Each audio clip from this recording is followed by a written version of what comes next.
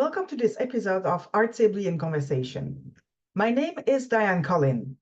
I am a woman with short hair, blue eyes, and glasses, and today I wear a light blue top.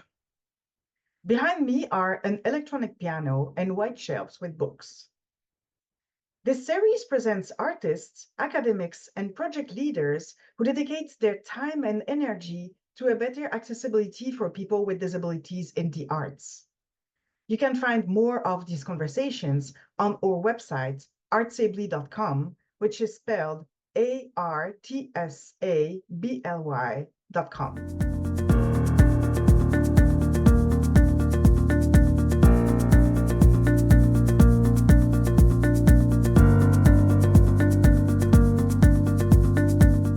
Today, Art Sibley is in conversation with Ali Hocking-Howe, an Australian violinist, vocalist, composer, and producer living in Texas.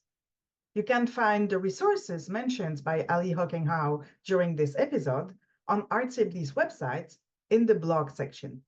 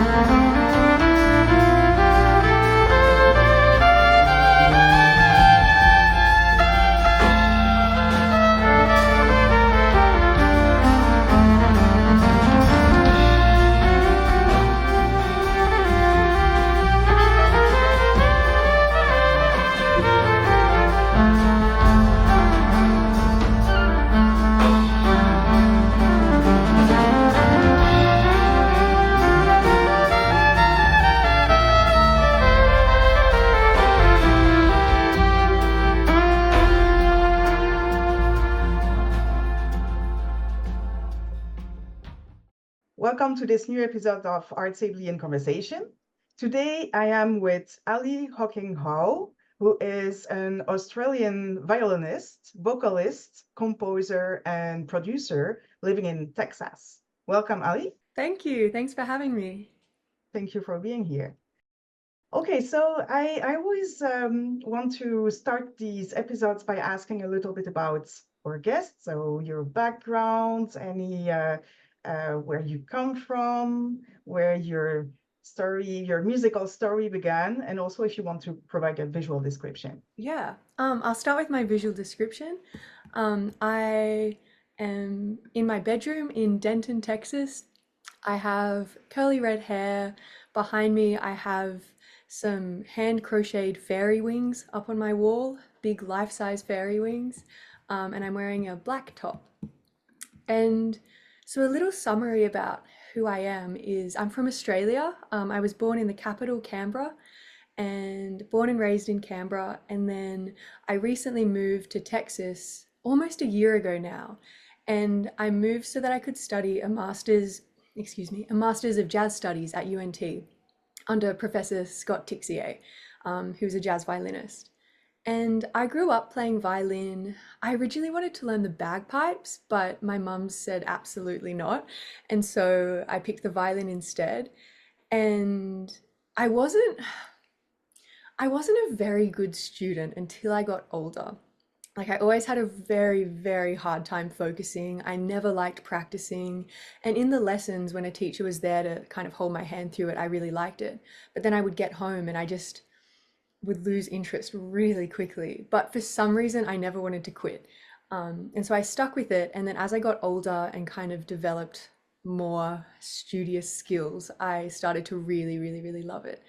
Um, so violin has been kind of the biggest musical component of my life, but I never really fit the conventional classical box. So once I was 18, I started really branching out and started learning jazz. And then from there, I started learning more contemporary styles and learning how to produce. And now my original artist kind of world is centered around violin, vocals, and a lot of electronic production. And I try and integrate them as much as possible. So yeah, that's me. So when did you start music? When did it start in your career? I started violin when I was 5, but it really wasn't something that I ever considered more of a hobby until I was 18. And that's when I started my undergrad degree. And I was enrolled in a double degree back in Australia in music and also medical science. And I wanted to be a doctor, I wanted to go into medicine, but I wanted to keep music alive, hence why I did the double. But within the first semester, it completely flipped. And I realized, oh, like music's what I want to do. And I didn't know how I was going to make that a career. I didn't know what that looked like, but I just knew that, the medicine stuff I still did and I completed that degree, but it became more of the hobby, whereas music consumed every other hour of my day. So yeah, probably 18 is when that shift happened. And it was focused on jazz, right, already? Or did you Yeah. have a classical training too? Yeah, I did classical up until I was 18. Mhm. Um, but one of my teachers, she's wonderful. Her name's Charlotte Winslade, and she used to kind of bribe me, and she would say, if you learn this many classical pieces, you can learn this fun folk piece as a little reward. And so I did the classical stuff, and classical music is beautiful, but the stuff that resonated with me that I liked playing was anything but the classical. So often it was folk.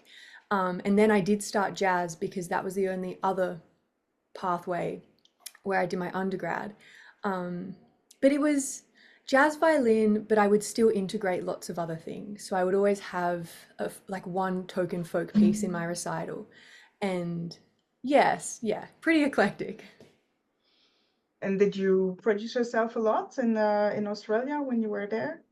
Yeah, I didn't know how to produce. I knew how to record, and towards the end of my degree, I was doing like at-home remote session work for people over lockdown.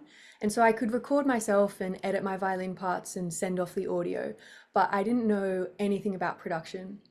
And then in my final semester, I was doing this course, and it's kind of like a create your own music course. Like the course convener would let you pick and choose what you wanted to do. And I decided I want to produce a 4-track EP. And originally I wanted to work with producers and collaborate on like violin electronic stuff. But the course convener said, oh, well, just watch YouTube videos and teach yourself. And at the time, I thought that was so harsh because I thought if I could produce, I would be producing by now.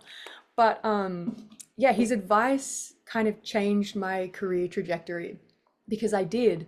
And I asked friends for help, and kind of just through word of mouth and a lot of YouTube tutorials, I taught myself how to produce.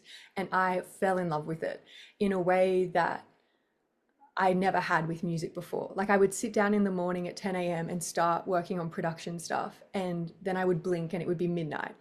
So I really fell in love with it. How many did you produce CDs through or recordings? Did you Yeah, I made release? yeah, I made my 4-track EP Yep. all in Ableton, and then I distributed it. And the reason behind that was I still was on the fence about do I do music or medicine as a career? And I thought, well, regardless of what I choose, if I have this EP that's released everywhere on every platform, then it's kind of like a little memento. But throughout the whole process of like learning how to do electronic production, I really fell in love with it. And that's what I decided to keep doing. Um, but yeah, I never made physical copies. I thought about, CDs or vinyl or even little cassettes. That's kind of become popular again. But they're all really expensive, and doing everything on a self-funded budget, even just getting it all distributed, and that was enough. So, yeah. During the period where you were hesitating between medicine and music, that might seem like a strange question to ask, but did one domain impact your other domain? Like where you when you were thinking of medicine, was there a lot of impact of music and vice versa that was kind of counterbalancing your choices? I think so, yeah. One thing I really noticed is throughout the whole time studying medicine, I music was always there. Like when I would get stressed before exams, I would listen to songs to music to calm down. Or when I was studying for an exam, I would break up my study, like sitting with the textbooks with practicing. I would do an hour at the textbook and then 10 minutes as a reward with my violin. And it really just made me realize that when I'm happy or when I'm sad or when I'm stressed, like no matter what kind of my mental state is, I always seek out music. And even if it's listening to other artists' music, it's still something that was so important to me. Whereas when I was doing all my music stuff, I wasn't really thinking about my anatomy classes or anything. And so that kind of shifted the balance and made me realize, oh, I'm not ready to give up music. I really want to stick through it. So what made you told me that the reason why you moved to Texas was to study jazz with Scott Tixier, but it's a big decision when you build up your career in Australia and you have your background over there and your productions and your partnerships. What was the big decision? Was it obvious for you that you wanted to go to the States to study? Not really. And leading up to it, I was so stressed because it felt like such a pivotal decision. And I had like all my family and friends were in Australia, and my network was really developing. I was regularly like gigging every single week. I had a really solid community there, but I I knew that I wanted to do something overseas. And growing up in Canberra, Canberra is quite a small city and there's a lot that's happening there, but I just knew that I wanted to move somewhere. And unfortunately, there's nowhere else in Australia that offers any sort of jazz or contemporary or alternative violin at the master's level. And I knew that a good reason to move would be to do further study. And so I applied everywhere in the world that I could find that had any sort of alternative, like pop, contemporary jazz, anything like violin programs. And there was only 6 places that I could find. And UNT was my top choice because I knew Professor Tixier taught there, and I'd already had some Skype lessons and stuff from him. But I wasn't expecting to get in. And so I applied thinking, oh, they'll knock me back, I'll get feedback, and then I can apply the following year and, do better. But then I did get in, and then I was offered a scholarship and one that I couldn't defer. So I thought, oh, I've got to go. And then I had about 3 months to pack up everything and move my life over to the States. But yeah, it felt like a once in a lifetime opportunity that at the time I wasn't quite ready for. But I think that was just the stress of moving. Like, and as soon as I got here, I've just loved it. I've loved every minute of it. I know it's been 1 year you're there. Yeah. Yeah. So tell me about your life there. What were your, I know you went to some festivals and things like that, and Yeah. probably with your master, you also have some opportunities. So tell Yes. me about your life there. It's just been wonderful. The jazz string, I'll start with the jazz strings program at UNT. And it's a reasonably new program. I think it was created about 6 or 7 years ago. And Professor Tixio has been running it that whole time. And back in Australia, I was the only non-classical strings player. But coming here, there's about 10 of us that are all doing the major. That's across undergrads and master's students. And so I got here and was surrounded by these incredible players that we all love the jazz stuff, but everyone also has their unique side projects that they do. Um, and oh, it's just been wonderful to have peers and to have an actual in-person jazz violin teacher, let alone one that's so accomplished and good. And Professor Tixier, he's also really encouraging of us each finding our own artistry. And so in most of my lessons, I'll come and like have these in-person lessons where we do all the jazz stuff. And then in the last 5 or 10 minutes, I'll show him one of my new kind of electronic pop songs that I've made. And he's always really encouraging. And yeah, so that's been a really, really nice balance. And so it's in Denton, which is quite a small town. It's Texas, so it's really hot in the summer. I don't have a car, so I just walk with like a big shirt on so I don't get sunburnt. Um, but a really lovely communities here. And shortly after moving, I was just Googling any sort of festival or emerging artist festival in the Texas area. And I think I sent out about 50 or 60 emails, and I heard back from one from his name's Travis, and he organizes Utopia Fest and Eclipse Utopia, which was the special festival for the big Texas eclipse that happened this year. Um, and he got back to me and said, we've completely filled the lineup already, but we'll squeeze you in. Would you be happy with a 1 a.m. set? And I said, yes, absolutely. And so I got together a band with my friends. A lot of my set is electronic and I perform with my laptop. But how I've created it, I can mute certain instruments. So for this gig, I wanted to play with my friend who's a drummer and my other friend who's a bassist. So I just like muted those tracks and kind of got them in the band. And we road tripped all the way to this festival. It was about a 6 hour road trip, fitting all of our gear in this tiny, tiny little car. And when we arrived, another act had pulled out. So Travis said, do you guys want to also do a 1 p.m. slot on the main stage? And we were like, yes, absolutely. And so we got to play 2 gigs at this festival. We camped there for the whole 4 or 5 days. And we met so many amazing musicians all from around the Austin area.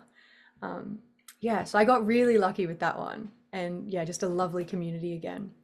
And in doing that gig, I, for the first time, Googled the population of Texas compared to Australia. And there are slightly more people that live in Texas than in all of Australia. And it just kind of clicked like, oh, that's why the industry is so much bigger here because it's just so populated. The industry's kind of thriving compared to certain sections of the Australian one. So yeah. I guess with these kind of opportunities, it also creates links for the future. These are people you can contact back and say, oh, it was such a great time last year. Let's do it Yeah. again, right? Yeah. And that's something I've been really pleasantly surprised with is leading up to the move from Australia, I knew that the standard of musicianship, especially at UNT in the jazz program, I knew that it was going to be really high, but I didn't expect everyone to be so kind. And when I got here, like there's just the most incredible players, but they're all really helpful and really encouraging and really, yeah, just really kind to each other. And so I've really enjoyed that aspect of it. So is there a specific project that you're working on right now to prepare future gigs or future releases? Yeah, absolutely. My biggest project has probably been my album, which is currently getting mixed and mastered. And I call it an album because it's a collection of 8 new songs, but when I release it, I'll probably release one single after the other. And I've been working on that for about a year now. And since moving, I added more songs and I wrote more of them. And I've stuck with my wonderful mixing engineer. His name's Louis Montgomery, back in Australia. And so this summer, actually, I finally finished up all of the songs and sent them all across to him. And I'm really excited about it because my EP was instrumental, so only violin and then electronic components. But every song on this new album has my vocals on it. And singing for me has been one of the scariest musical endeavors I've ever done. But yeah, it certainly pushed me. But I'm really excited to kind of get it out there and start doing a lot more vocal stuff. Plus, you're creating. I had the chance to listen to one of the songs of this future album, and the one that was recorded that you performed at this Utopia festival. And I really loved the way you were creating some layers of vocals Thank you. and singing on yourself and replying to yourself. Plus, yeah, it's really it was for three musicians on stage. It created such an impression of being a full kind of mini band, right? So Thank you. yeah, Thank very you. nice. I think one of the first non-classical things I did was when I was 17. I have two mums, and one of my mums, Taryn, she bought me a loop station, kind of like the ones that Ed Sheeran uses. And I remember sitting in my room and thinking, does this even work with a violin? Like, how do I do this? And I started again watching YouTube tutorials and I learned how to loop my violin and create layers. Because unlike a piano or a guitar, violins really can only play 1 to 2 melody lines at a time. So learning how to loop and add layers of my violin, it was just a really nice, like, oh, I'm surrounded by harmony. And so I've tried to keep that element in all of my original songs. So there's like some of them have over 60 violin parts all stacked on each other. But also, yeah, lots of vocal harmonies and vocal looping. So thank you. We know each other through Rumpt, and when I was hearing you talking about these looping pedal, I was also thinking of Galen Lee because if you listen to what she's doing um, with her violin, she's a violinist and a singer too, and she is using the loop pedal a lot and creating kind of the atmosphere that goes very well with her own style, which is a lot of different style, but folk and some Celtic things that she's putting inside. So yeah, that's something if you want inspiration on something completely different from your style, it's a very good inspiration. I really like what she's doing. She's incredible. Yeah, she's incredible. I remember the classical teacher that I had throughout my teenage years. This is the one that would, give me folk songs as treats every now and then. She one day in a lesson showed me her playing and I was blown away. Like it really has like that folk element, but also the loop element. Like, yeah, it's beautiful. Yes, it is. Well, I have a question for you that I really love because every time I'm asking this question, there is a second of, oh, yeah, that's an interesting question. I like to call it all work in accessibility arts, Mhm. really working in an environment where we promote accessibility and we promote equality in our performances. So, what is it for you to work in this accessibility arts environment? I think I think it's so many things. One of the first thing that comes to mind is I think on ways to make pedagogy, whether it's classical or jazz, more accessible. I feel like there's so much more room for that. And like all of my formative years were playing classical music. And I was lucky in that I had teachers who did kind of accommodate some of that, my accessibility needs. But there was still a really strong pedagogy of this is what you do, like this is how we teach, this is what a student should do and what's right and wrong. And I think there are certain things that, like for me, I really struggled with. And for many years, I just thought, I'm just not a violinist. Like, this is not what I'm meant to do. Because, like, one of the most basic ones, now when I practice, like, the violin's a really loud instrument. And aside from the fact that it's good to wear hearing protection, like earplugs for ear health, it's when you have sensory issues, particularly surrounding sound, it's not an intuitive thing to pick up a violin, hold it this close to your ear, and then play really loud, high pitched stuff. And so now when I practice, particularly if I'm learning something new, I either wear two headphones, just like noise, not fully noise cancelling, but ones that dampen the sound, or I'll wear a single earplug in my left ear. And it just, I can practice my violin for hours without getting this mental fatigue, which I'm now learning is probably because the noise is just, really draining my focus. So I think little things like that, teachers suggesting, you know, really simple, affordable ways that their students can make instruments seem more appealing. Or another one, I was taught when I was little that I had to stand really still to play the violin. And that was to prep me for orchestra and orchestral settings where, you can't just get up and walk around. But when I was practicing, I was also told to stand really still. And for so many little kids, even kids that aren't neurodivergent, they're going to struggle with that. And so I think creating ways of normalizing that would really help. Or other things like playing scales. So many kids, especially kids with neurodiversities, they're going to struggle to focus. So, like telling them, oh, well, try walking in a circle while you practice your scales, or like walk outside in the garden while or like giving them other like physical, like stimming activities to do. I think stuff like that would be a bit of a game changer for a lot of little kids. In terms of the gig environment and the performance environment, I I love going to concerts, but so often I find them so draining, like so incredibly draining. And I get home and I crash and I just feel kind of burnt out and this is like me attending as a guest. And I have this little dream that at some point, maybe when I'm less of an emerging artist and more of an established one, I want to I want to perform gigs where at the front of the stage, there's just an area with a bunch of pillows and people can sit on the floor or lay down. I think that would be the best thing in the world. But having so many gigs where, the audience members have to stand in a really compact space and then right in front of the like monitors, so it's so loud, that's so exhausting. And it's gigs aren't often wheelchair accessible. And yeah, I just think having a dedicated area where people can just sit or stand however they like, I think that would be wonderful. And again, pretty simple, but I've never seen it before. Where I live in Toronto in Canada, and there is an organization called Xenia Concerts.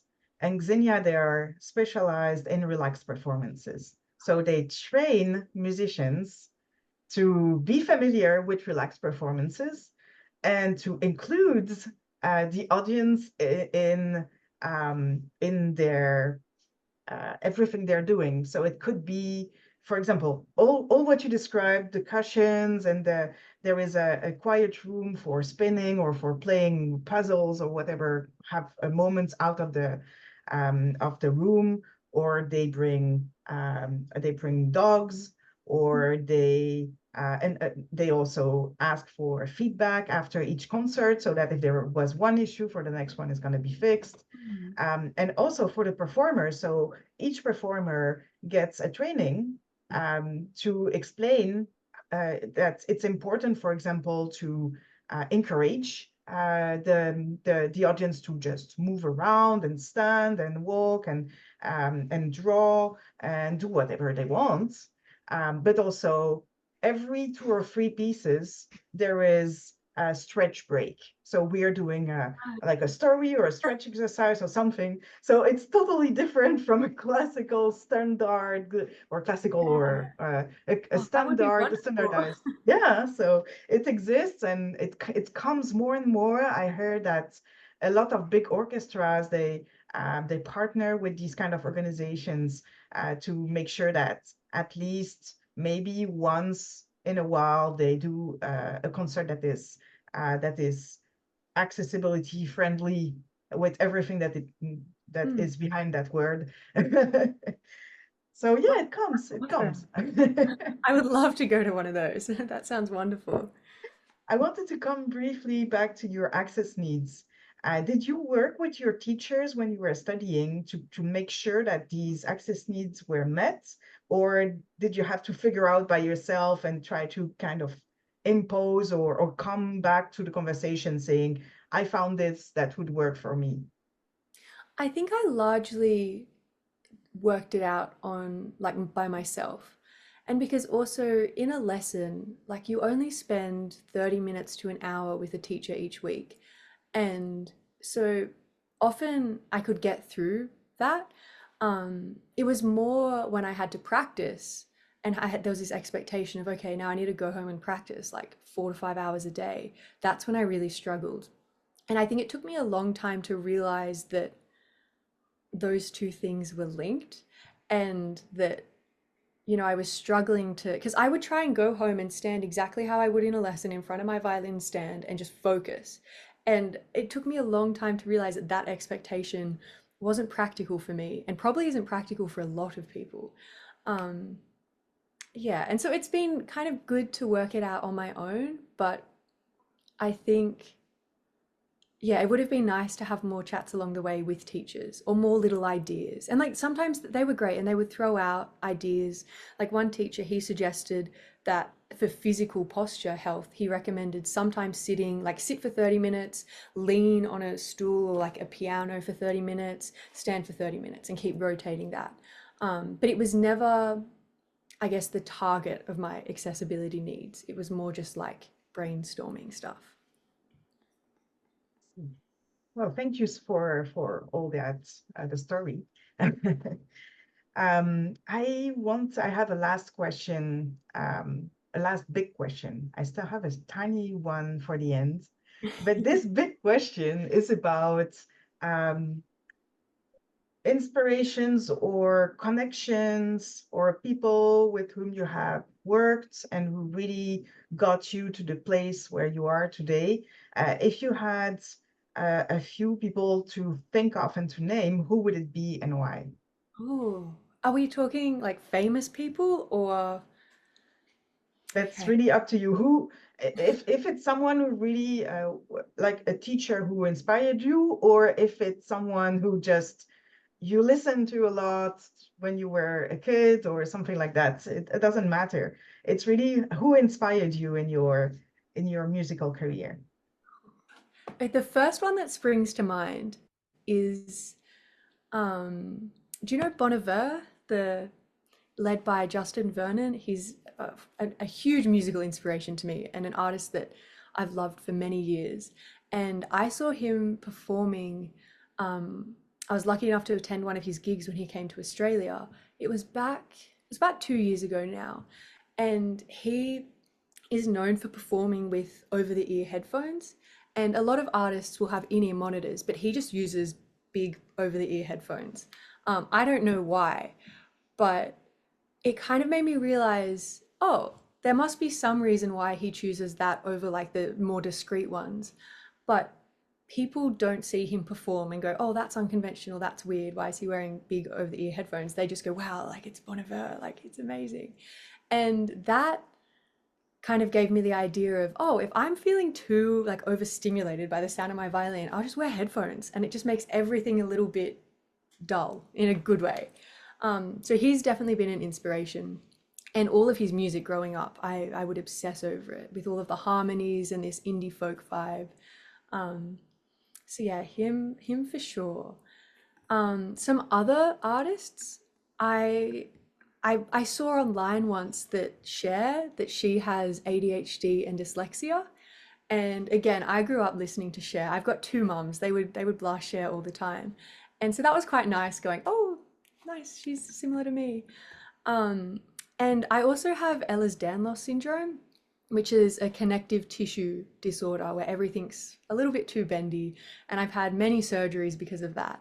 And again, playing the violin, it's not an ergonomic instrument. Like being in this position for hours a day, it's bad. It messes up your back. But then when you combine having like all of my little tendons and ligaments are slightly too hypermobile, it explains why I get a lot of pain when I play, and I've always had to kind of do physiotherapy and stuff to accommodate that. But I recently found out that Billie Eilish is rumored to have Ehlers-Danlos syndrome, and I saw her back in I think 2019 or 2020, and she had her legs and knees all taped up because again she was having lots of joint issues. And so it's always nice to me when I see artists that she wasn't hiding the tape on her knees in the same way that Bon Iver wasn't hiding his like massive headphones. I always like seeing that because it breaks the mold in like this the tiniest, most subtle way. But I'm sure there are so many people out there that go, oh, they look like me. Like those are like the little accessibility things that I use on my day-to-day life. So yeah. That's good. It's good to hear that because one of the conversations we have, so I'm slightly older than you, and um, disabled artists from the generation just before you, we often have this conversation that we didn't have any role model growing Mm. up. And so for example, Lachi, who is also like the founder, co-founder of Raft, she was saying, I want to be the role model for um, the the younger generation of artists with visual issues and Black women who are uh, proud of who they are, and it doesn't matter whatever your access needs or whatever are, everything should be met, and we should be proud of all that. And I really love that what you're saying, that in today, in our times, there are more and more people who don't fear to show their vulnerabilities in a way. Mm. I love that. Yeah. It makes me really happy and hopeful for the next years. Yeah. Me too. Okay, here goes my tiny little question at the end. If anyone on this podcast is listening and wondering, oh, I would really love to do like Ali and have the courage to um, uh, go move to another country or become a producer or use a looping pedal, do you have any advice for these maybe young musicians who are listening to us right now? My biggest bit of advice would just be to stay really curious. And especially in today's digital age, don't be afraid to reach out to people and just ask for help. Like with my move to America, I was receiving advice from people that I had really looked up to when I was younger. And like, yeah, it would just be to ask, like, watch YouTube videos, watch tutorials, try and teach yourself as much as possible, but also reach out to the artists that you like because sometimes they reply to you and they'll answer questions and they'll go, oh, here's how I do it. And that's one of the most motivational things ever to hear back from someone that you look up to. And in my experience, more often than not, these older, more established musicians are really down to help out younger artists. So yeah, stay curious and ask people lots of questions. Very good advice. Okay, so thank you so much for this time together, and I wish you all the best with all your projects and success in your studies and your future recording. Thank you so much. Lovely to meet you. Lovely to meet you too. Have a good day. Thank you, you too. Bye. Bye.